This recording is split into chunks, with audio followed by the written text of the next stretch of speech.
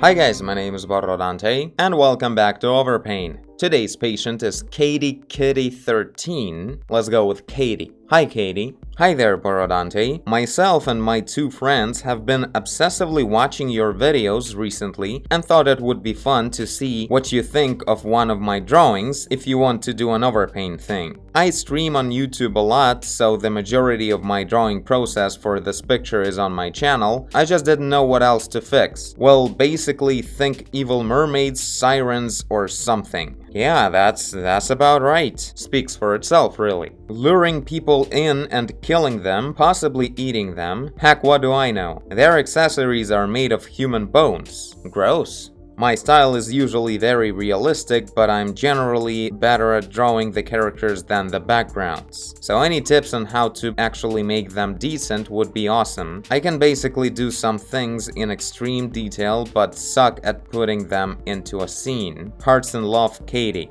Yeah, so let's start. The composition I really like. I think it's totally cool. There's nothing particularly wrong with it. The thing that I feel like the most wrong about the picture is the colors on the skulls and the mermaids. When you have the environment that is completely cold, like blue colors, you can't just paint characters without the consideration of that blue, so pretty much everything should stay in blue gamma. And if we don't like that, we can imagine another light source coming from us or something that would be warm and then making things balanced out. So I'll start with color correcting all of these elements, the skulls, the mermaids, to make them of the same gamma as the environment. So let's start with that and then we continue. I'll just add an adjustment layer of curves, but before I start changing anything, I'll also add a mask to it. I'll hide all and just paint where I need the colors changed. And yes, the blue tail as well, because it's not the kind of blue the environment has, so it may get distorted as well. It will. So now let's do that. I'll remove some red at first, and a little bit of green as well. Boom! Suddenly they're actually there. And yeah, of course, that's not the way to do it if you are starting a new painting. You should just paint with colors closer to the blue gamma. So instead of painting with the skin color like this, you go less saturated, maybe even completely gray if you want the stronger impact on the color, and a bit darker maybe as well. So there, you get the skin color that is cooler without even touching the hue of the color. Completely gray would be like this, also a bit darker would look like this. Really getting a strong cold vibe on this skin color. And yeah, in blue environment, it's not gonna look blue, it's gonna look like something of a tan color, close to the skin color. And we just go back and forth searching what we need from this situation to really work out. And we get the necessary colors to start painting in this gamma. Now, I wonder, obviously, to me it's obvious, maybe I'm wrong, but obviously the mermaids are painted from photo reference. And it's like too precise of a reference copy in a sense that, you know, mermaids are like devious characters, they're mischievous or straight dangerous and whatever, right? Hence the skulls. But these two are sitting in such casual poses, it's weird, like they're just sitting, nothing specific, but just the way they're sitting, it really feels like just a normal human girl posing for a photo. Really feels like that. As if maybe these pictures weren't specifically made to be used as a reference for mermaids, so it's just casual photos that were used. So they're not exactly fitting the story. Like, I would definitely maybe tilt their head a little bit, you know, make a more devious smile, at least. Maybe it wouldn't be sitting like this with like holding hands. This is a very agile or something kind of pose or gesture that's not exactly perfect. And on this one, we have a very open chest, like the person is open for us with a very honest and nice smile, which just doesn't fit well for the characters. And before that, combined with the fact that the lighting is not in synchronization with the cold environment. It really felt like it's just a cutouts out of photos that have nothing to do with the rest of the painting. So that said, I'm not sure if I'll be able to like repaint them so they would look decent, considering how detailed and finalized they are already. But what I want to start with right now is changing maybe this area. It's kind of weird to me that the water is glowing next to the horizon, like everywhere. It doesn't really make sense. It's maybe it would make sense in here a little bit because there's a reflection of the moon, but in here there won't be any reflection and it looks kind of weird. Like, I'm not 100% sure this is nighttime, which it most likely is if you think about it. The stars, right? But it's just because of this, it feels like there's some kind of consistent light source from the top, like a bright sky or whatever, even though we're seeing the dark sky on top. So what I'm gonna do is I'm gonna look up some references of night sea, night ocean. Well, this is not night. Or is it? Photo exposures are misleading. But anyway, as you can see, like, this is a fake picture, but again, sky is brighter than the water, even at night, or it will simply be blended together without seeing any horizon. But we kind of want to see the horizon, so we're probably going more with this kind of look. So a slight glowing at the horizon on the sky side, not the water side. That will look really cool. It's always looking nice when the sky is getting a bit brighter closer to the horizon, so we're gonna do that now and it's gonna look cool. Wow. A bit of a step there in the water. This level should be higher.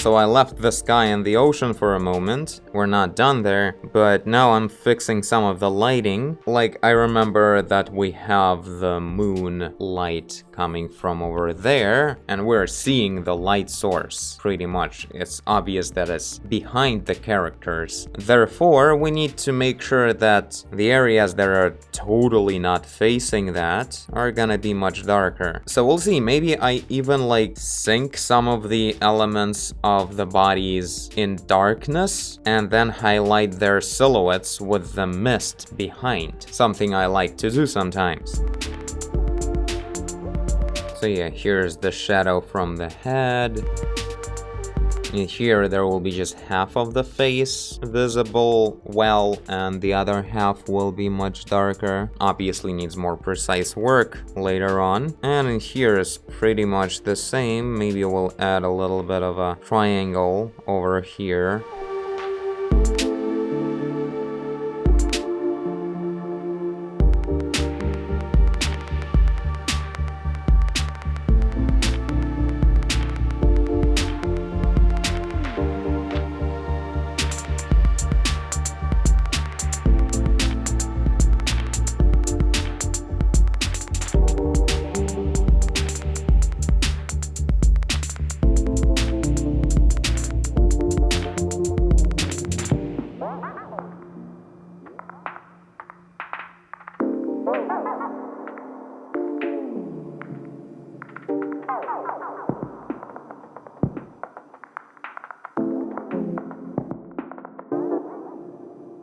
as a general rule of thumb, any surface that is facing downwards should probably be darker than the one that is facing upwards. So when the skulls are tilted like this, I shade down these bottom halves of them, and they immediately start feeling like they belong much better to the environment they're in. So yeah, that's pretty much what I'm doing right now, just repainting the lighting on all of the environment. In here we have kind of an enclosed area with the water, so it will be much darker, maybe with very rare highlights. So I'm just filling it up with the dark base for now. But soon we'll get back to everything else, and well, the mermaids are pretty much just beaten up right now, so we're gonna have to work on that.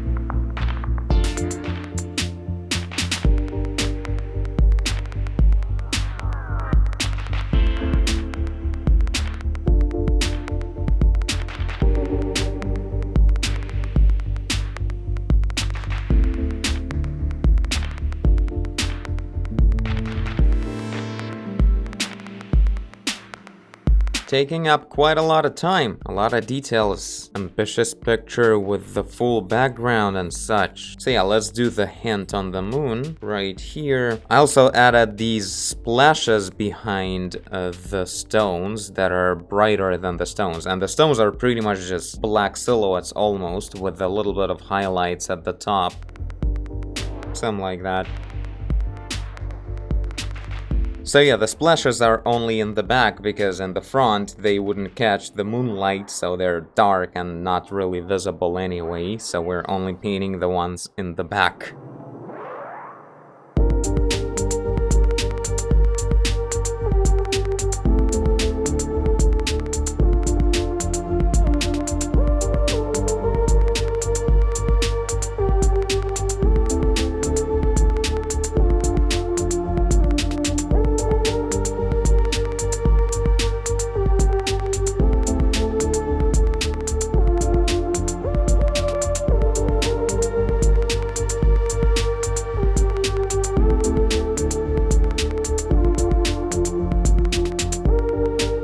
So in here I'm switching from catching the light with the stone to showing the stone with a little bit of the silhouette in the fog. This is that favorite trick I like to do. So yeah, now we're getting something serious, like it really feels like there's mood in the lighting on the mermaids now. We should not zoom in any closer than this when we're looking at their faces at the moment, but at this distance it looks much better. And all I did is I just changed the brightnesses a little bit. Well, a lot, but following the logic of the lighting, this shoulder is definitely breaking out of the equation.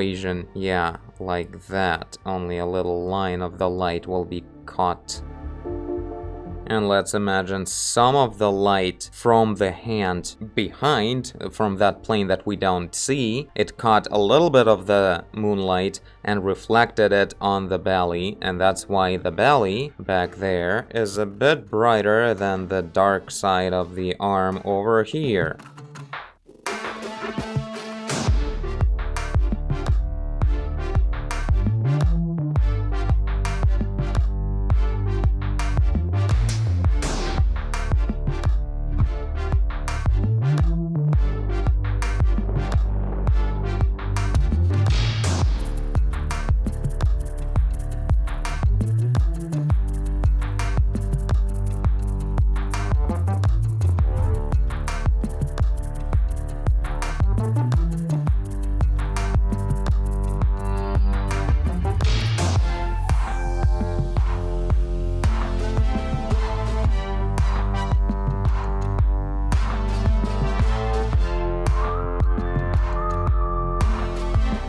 Alright, final touches. I'm pretty much done here. Maybe we'll do a little bit of the sky also. But right now I'm removing some of the reflection close to the camera at the bottom of the surface of the water.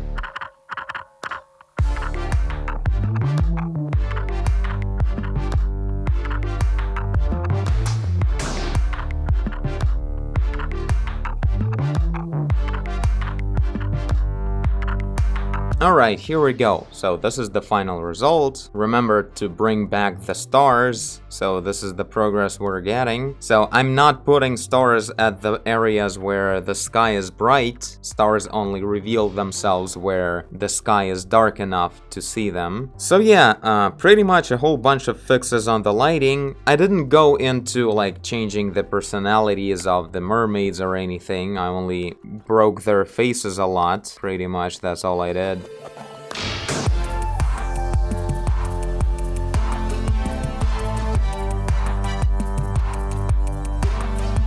And yeah, fixing the brightness of the sky compared to brightness of the water, compared to brightness of the stones. So really thinking through where the light is coming from, what is emitting light and what is catching it. Whatever is catching the light will always be darker than what is emitting it. So the sky will never be darker than the ocean at the horizon. Even if this would be a reflection of the moon, even though it's obviously like out of the shot, if it would be like over here, then we would have a trail of a moonlight in here, but that's not the case. And even if that would be the case, it would start somewhere around here, the reflection of the moon. It wouldn't be completely at the horizon, unless the moon would be like this, which is not the case during the nighttime. When the moon is over there, we can't even see it already because it's already daytime.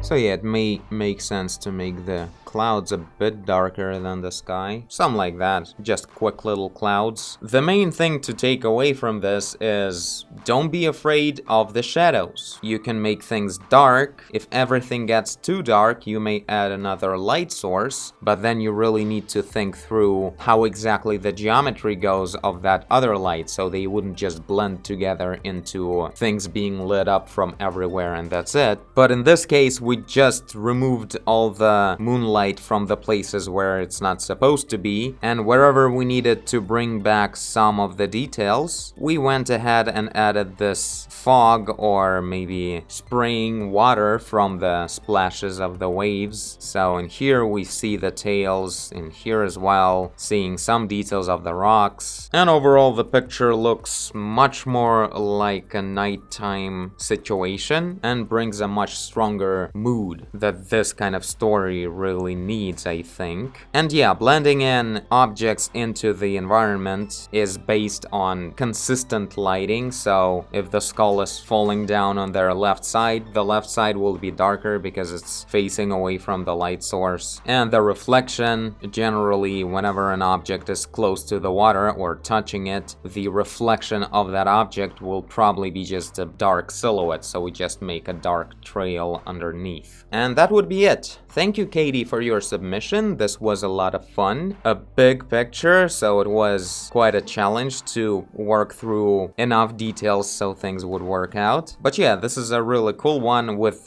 very interesting mistakes that was interesting to address, with fixing the color gamma of the objects so they would fit the environment, and then proceeding with adding proper shading that brings all the details together. If any of you guys want me to overpaint your picture, the link to my Patreon page is in the end of this video. You become a patron, you submit the picture, write a message, I read the message, I overpaint the picture, and everyone's happy. And also, I thank you for watching if you did. I guess you did if you're here. Leave a like and subscribe, tell a friend. Embrace the shadows. Do whatever you want. And I will see you in the next one. Bye.